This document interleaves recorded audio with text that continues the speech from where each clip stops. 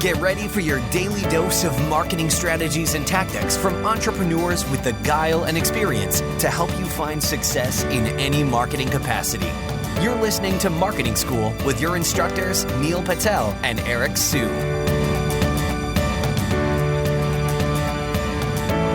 Welcome to another edition of Marketing School.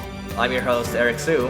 And I'm Neil Patel. And today we're going to talk about how you can get more people to open up your email. So in the past episodes, we've talked about the importance of email and marketing funnels. And if you're not getting people to open your emails or your open rates are really low, well, that's not what you're aiming for at the end of the day, because that means less opens, less conversions for you. So Neil, what's your take on how you can actually get people to open up your emails?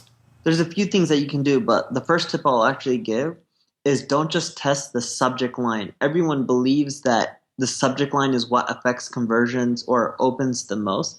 And that is true. It usually is a subject line. But the from name makes a huge impact on if people are actually going to open it. So if you're using your corporate name and it's a company, that's fine.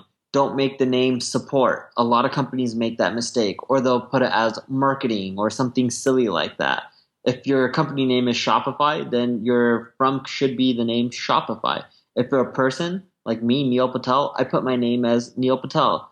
Accidentally, I had an email go out, Andrew something, I forgot his last name, but he's one of the guys in my support division. Awesome guy. And you know the difference on open rates when it accidentally got set out under his name versus my name? The email was still from at Neil Patel email address. It was just support at Neil Patel. The difference was when an email sent out under my name, it has over a 3x open rate versus when we use Andrew's name. Now, of course, I have more brand loyalty. It's my audience. But what this shows you is the name of the person or your company name makes a huge impact. So don't pick something silly like support, marketing, or anything like that. Either put the person's name, whoever's listed is, or put your company name. Smart. And I've made that mistake a ton of times. I can vouch for that too. And that actually brings another question to mind, Neil. What are some good open rates? It depends. So if your list is new, if you're getting 40, 50% open rates, you're doing really well. If you're at 60%, even better. You need to look at unique open rates. A lot of email tools will just show you total opens. And if I open it 3 times, I'll count it as 3 opens. But you know what? I'm only one person, so it should be unique opens that you look at. And if your unique opens are 40+%, you're doing extremely well.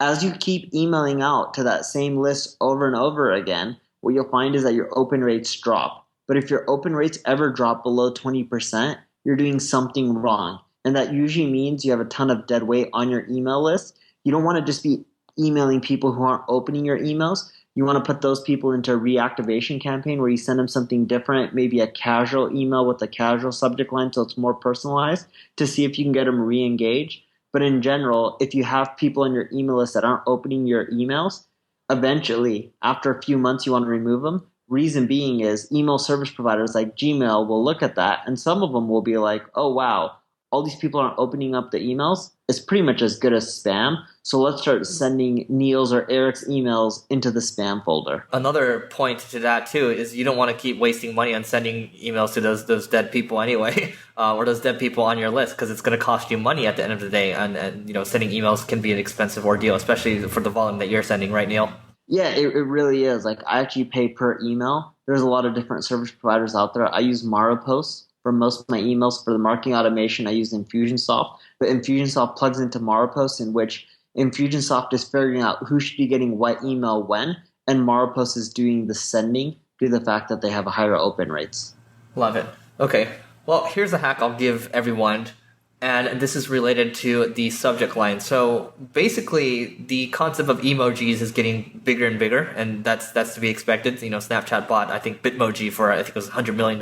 So emojis are just going to get bigger and bigger, and just try giving emojis a shot in your subject lines. I do find it's actually still very rare right now. I'm subscribed to a ton of lists, but the ones where I do see emojis, and we've tested emojis in the past as well, we do see more people opening it because, first of all, it stands out, right? You want to do everything you can to stand out. Same thing like when you're running Facebook ads, it's the people that are either running a really cool video or they have something in brackets that will get your attention. The emoji will get people's attention. So use it while you can, but don't abuse it. Neil, what's another tactic that you can add? I love using lowercase subject lines. The lowercase subject lines seem so casual, like a friend is sending you an email, that I've noticed that most people open them up, right? Even the emojis like Eric mentioned, I get those every once in a while and I open them up. I don't know how the heck people are doing that. And it just looks funny and I'm like, it stands out in my email inbox because I get so many emails. But the same with the casual subject lines. When my friends email me, especially close friends, they use like lowercase. The emails aren't as formal. They're so casual that I know it's from a friend and I open them up right away. And I usually open them up before I open my work-related emails. So if you use casual subject lines, you'll find that more people will open up your emails. An example of this is like, Eric, I need your help. Or I may end up saying something like, dude, you had to check this out. Something so casual that people would be like, oh, a friend sent this to me. Yeah, I think it'll be good for us to build on a few examples here. So I'll give a couple and then maybe you can give a few more. And I think I remember one cold email that came a while back where it says, hey, your traffic is down like 10% or something like that. So I actually opened up that one. And there's another one saying, hey, here's who you need to, hey, these companies are waiting to talk to you. It was better than that one. That one actually looks a little spammy, what I just mentioned to you. But when I actually clicked through to that one, it showed, it was basically a sales tool and it showed the companies that I could reach out to. It basically gave me an inside look to how the tool looks. So, that's actually going into, trying to drive more clicks. But, so I'm digressing a little bit, but, I'll give one more example is an email subject line that just says, hey. Right, Neil just talked about casual subject lines. When I used just the subject line, hey, I got a 60% open rate on that. So try to give that a shot, but obviously you don't want to just say hey and then give people zero value. You want to actually be able to deliver something. Neil, what are some other ones? Eric mentioned earlier that your traffic is down 10%. The beautiful part about that subject line is personalized to Eric. If you can personalize the subject line more than just putting in their name, and you can start off with just the name and first name. Don't put first and last because that's too formal, but just put the first name.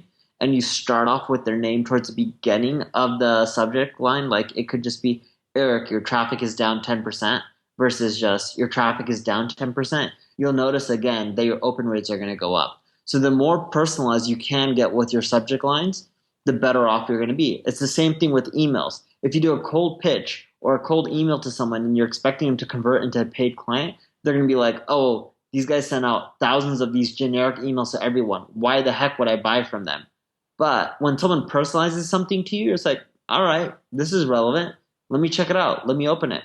I remember less than a year ago or more than a year or somewhere around a year, someone hit me up and they said, Neil, you're screwing up.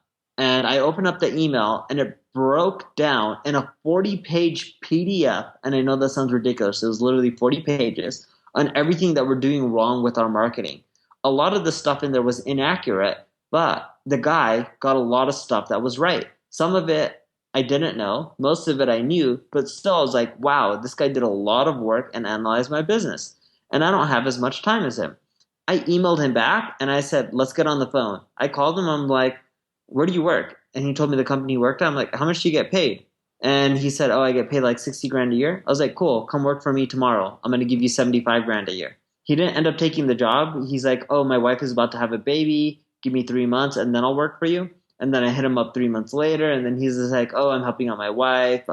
Give me another few more months. At that point, I gave up on hiring him. But the email was so personalized, not just the subject line, but the whole email, that I literally offered him a job on the spot. I didn't ask him much. I didn't ask him, where do you live? What do you like doing for fun? I'm like, come work for me. Yeah, that just ties back into the do something that stands out. And I think we have a whole nother episode on just talk about how to stand out when it comes to sales. And that's a perfect example right there.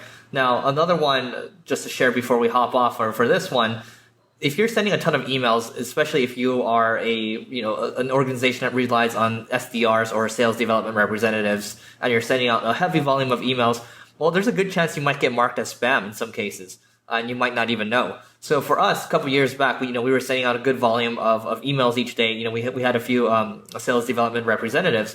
We no longer operate in that capacity anymore because we get a good amount of inbound traffic. But when we were doing that, we actually got marked as spam. A lot of people started seeing our emails in spam. Even when we were trying to talk to warm prospects and said, hey, like, thanks for following up, but your emails were popping up in spam, which can be really, really bad for business. So if you're in that type of organization, watch out for that. And then, we actually ended up getting somebody to clean up our, I guess the whole spam, mark that we had, and we're no longer being marked as spam. But that can definitely affect your, people opening up your emails. If they're not going to see it, well, they're not going to open it in the first place. So having said that, this concludes this episode of Marketing School, and we'll see you in tomorrow's episode.